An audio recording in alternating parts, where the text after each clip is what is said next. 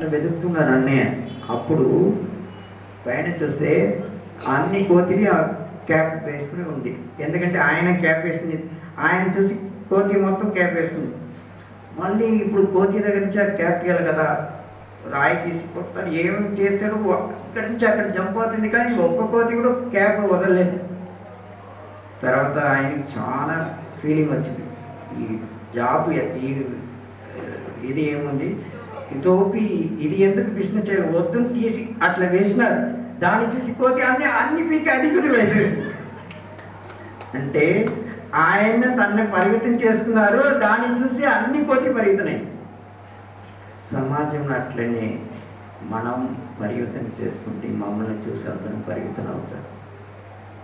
ఒక్క బీజంతోనే అంత పెద్ద వృక్షంలో వచ్చి అంత ఫ్రూట్స్ వచ్చి దానిలో కూడా అంత బీజం వస్తుంది.